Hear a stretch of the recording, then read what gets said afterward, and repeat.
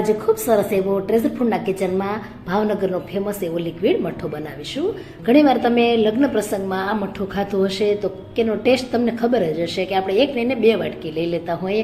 એકદમ સ્મૂથ બને છે, એકદમ લિક્વિડી અને એટલો તો સરસ આમ ચીકાશવાળો કહીએ કે આપણે એકદમ પરફેક્ટ જો શુદ્ધ દહીંનો વપરાશ કરીએ તો ઘરે જ આપણને શુદ્ધ દહીં મળતું હોય છે. તો એનાથી એટલું સરસ તેનું ટેક્સચર આવે છે કે ખરેખર ખૂબ જ ખાવાની મજા પડે છે અને એટલો સરસ બને છે કે તમારા ઘરના તમને કહેશે કે બીજી વાર બનાવો. તો ચલો શરૂઆત કરી દઈએ. તો એ માટે છે ને 2 લીટર જેટલું આપણે દૂધ લેવાનું છે અને તેનું આપણે દહીં મેળવ્યું છે. દહીંની રેસીપી તમે મેં જોઈ હોય તો તમે તો કાલ જ મેં અપલોડ કરેલી છે મારી ચેનલમાં. અને પરફેક્ટ રીતે આપણે ગરમીના દિવસોમાં કઈ રીતે દહીં મલાઈ વગર પણ આપણે બનાવી શકીએ એકદમ સરસ ઢેફા જેવું આખી પ્રોસેસ મેં બતાવી છે. અને દહીંમાં જો તમે પાણીનું પ્રમાણ જો રહી જાય ને તો તમે શ્રીખંડ બનાવો કે પછી મઠ્ઠો બનાવો તો એમાં મસ્કો એકદમ ઓછો નીકળે છે. અને સૌપ્રથમ દહીંને હલાવી લેવાનું. જો હલાવો નહીં ને તો પાણીનું પ્રમાણ વધારે એમાંથી નીકળે એટલે કે પાણી છૂટવા મળે છે. તો આ રીતે એક મેં આછી ચૂંદડી લીધી છે. સાડી પરનો કટકો હોય તમારી ઘરે એ પણ લઈ શકો છો. કોટનનો કોઈક સુતરાવ કાપડનો પણ કટકો તમે લઈ શકો છો. બધું જ દહીં આ રીતે ઉમેરી દેવાનું છે અને તેની સરસ મજાની પોટલી બનાવી લેવાની છે. પોટલી બનાવતા બનાવતા તમે જોઈ શકો છો કે આ રીતે પાણી એમાંથી સરળતાથી નીકળી જશે. તો ખૂબ સરસ એવી તમે જોઈ શકો છો કે પોટલી આપણી વળી ગઈ છે. હવે આપણે તેને 2 થી 3 કલાક માટે ટીંગાડી દેવાની છે. અને ટીંગાડવા માટે શું કરીશું કે થોડું એવું ઊંચું લેવલ રાખીશું. તો અહીં જુઓ એક મારી પાસે આ રીતનું સ્ટૂલ છે, તેમાં મેં એક વાસણ મૂકી દીધું છે અને વાસણમાં જ આપણે પાણીને ટપકવા દઈશું. તમે જોઈ શકો છો. અને આ પોટલીને મેં એક લાકડીમાં બાંધી છે. જો તમે જોઈ શકો છો કે આ રીતે એક લાકડી લીધી છે અને તેમાં જ મેં ચૂંદડીને બાંધીને ગાંઠ મારી દીધી છે.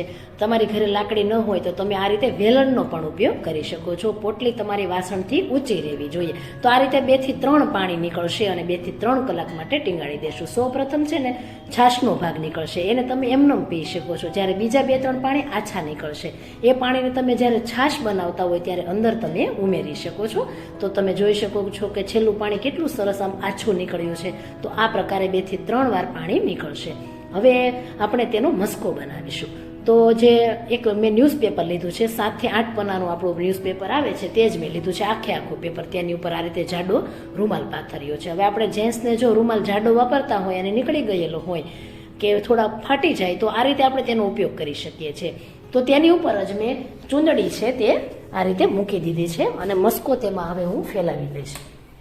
તો મસ્કો છે ને તેને આપણે ફેલાવતા જવાનું છે, પરંતુ ધ્યાન રાખવાનું છે કે એકદમ પતલો કરવાનો છે. તો આ રીતે જેમ પતલો પાથરીશું ને તેમ સરસ મજાનું બધું જ પાણી તેમાં શોષાઈ જશે. અને ચૂંદડીને આપણે બીજો છેડો છે તે ઢાંકી દેવાનો. ફરીથી તેની ઉપર આપણે આખું જ પેપર 7 થી 8 પન્નાવાળું મૂકી દેવાનું. તેની ઉપર લાકડાનું એક પાટિયું પણ મેં સાથે ગોઠવ્યું છે અને વજન આપ્યો છે. હવે આ વજન આપવાથી તમે 1 કલાક માટે મૂકી દેશો ને એટલે 1 કલાક પછી તમે જુઓ ને તો બધું જ ન્યૂઝપેપર છે કે જે પેપર છે બધું જ પાણી તેનું શોષી લેતું હોય. તમે જોઈ શકો છો કે આખું ન્યૂઝપેપર કેવું ભીનું થઈ ગયું છે. અને ચૂંદડી ખોલીને જોઈએ તો પણ મસ્કો છે આપણો એટલો સરસ એવો કઠણ બની ગયો છે. તમે જોઈ શકો છો કે ખૂબ સરસ એવો આપણો મસ્કો હવે રેડી થઈ ગયો છે. તો તમે જુઓ તો ચમચીને આપણે ઊંધી કરીએ અને સેજ હલાવીએ તેમ છતાંય આ મસ્કો પડતો નથી. તો તમે વિચાર કરો કે આ પ્રોસેસથી કેટલો સરસ કઠણ એવો મસ્કો બનતો હોય છે અને પરફેક્ટ આપણો શ્રીખંડ કે મઠ્ઠો રેડી કરી શકીએ છીએ. અને નીચે પણ તમે જાડો રૂમાલ છે તે એકદમ સરસ ભીનો થઈ ગયો છે અને જે નીચે પણ ન્યૂઝપેપર રાખ્યું છે એ પણ એકદમ ભીનું થઈ ગયું છે. તો આ રીતે આપણે મસ્કાને આ પ્રોસેસથી એકદમ સરસ કઠણ કરી શકીએ છીએ અને તેનું બધું જ પાણી આસાનીથી કાઢી શકીએ છીએ. અને તેમાં તમે જુઓ મસ્કાનું તમને પડ પણ દેખાઈ રહ્યું છે. તો આપણે આંગળીની મદદથી જ આખું પડ લઈ શકીએ એટલું સરસ કઠણ બની ગયું છે. તો ખૂબ સરસ એવો આ પ્રોસેસથી મસ્કો આપણે બનાવી શકીએ છીએ. અને આસાનીથી તમે જુઓ તો ચૂંદડી સાથેથી અલગ થઈ જાય છે કેમ કે તેનું પડ જ તમે જોયું કે કેટલું અલગ થઈ ગયું છે. તો બધો જ મસ્કો હવે આપણે લઈ લેશું. અને 2 લીટર દૂધના પ્રમાણમાં તમે જુઓ ને તો 426 ગ્રામ જેટલો મસ્કો બન્યો છે. એટલે 450 ગ્રામ જેટલો મસ્કો તૈયાર થાય છે.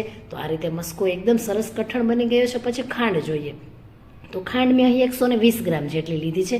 તેને મેં દળી લીધી છે. ફરીથી બીજા મિક્સર જારમાં ઉમેરીશ. અહીં આપણે લિક્વિડ મઠ્ઠો બનાવવો છે. તો અહીં બધો જ મસ્કો ફરીથી હું પાછો તેની સાથે જ ઉમેરી દઈશ અને 2 મોટી સ્લાઇસ મેં અફઘાન ડ્રાયફ્રૂટ આઈસ્ક્રીમ લીધું છે. તમે વેનીલા ફ્લેવરનું પણ લઈ શકો છો. મારે થોડુંક રાજભોગ ટાઈપનું બનાવવું છે. 3 ચમચી જેટલું કેસરવાળું દૂધ ઉમેરી દઈશ અને થોડી મને ખાંડ ઓછી લાગી છે એટલે ફરીથી મેં વજન કર્યું તો 120 ગ્રામ જેટલી મેં ખાંડ ઉમેરી છે અને તેને મેં એકદમ સરસ રીતે ગ્રાઇન્ડ કર્યું છે. ગ્રાઇન્ડ કરવામાં થોડું ધ્યાન રાખવાનું કે ધીમે ધીમે ગ્રાઇન્ડ કરવાનું, એક સાથે નહીં કરવાનું, કેમ કે એમાં ખાંડ છે એ કેવી છે, કોરી છે. તો તમે જોઈ શકો છો કે એકદમ સરસ આમ સ્મૂધ અને લીસો લીસો તો એટલો સરસ સિલ્કી બન્યો છે અને ખાવાનું એટલું મન થઈ જાય આપણને જોઈને જ તે, અને બચ્ચાઓ તો રહી જ નથી શકતા, એટલો સરસ આઈસ્ક્રીમ નાખવાથી ટેસ્ટ આવ્યો છે. તો તમારા મનગમતા પ્રમાણે તમે 2 થી 3 સ્કૂપ આ રીતે આઈસ્ક્રીમમાં ઉમેરી શકો છો. ઉપરથી થોડી પિસ્તાની ફ્લેક્સ આપણે ઉપરથી એડ કરીશું જેથી દેખાવ સારો આવે, લુક સારો આવે અને તમે જોઈ શકો છો કે દેખાવમાં કેટલું સરસ લાગ્યું છે એટલું જ તેનો સરસ ટેસ્ટ છે.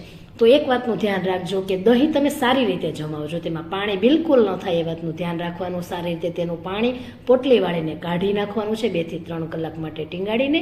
તો એકદમ સરસ વજનથી આપણે મસ્કો ડ્રાય કરીએ તો એકદમ સરસ ગ્રાઇન્ડ કરતા મસ્ત મજાનો આ લિક્વિડ મઠ્ઠો રેડી થાય છે અને ભાવનગરનો તો ખૂબ જ ફેમસ છે. તો રેસીપી ગમે તો લાઈક અને કોમેન્ટ આપી શેર કરજો.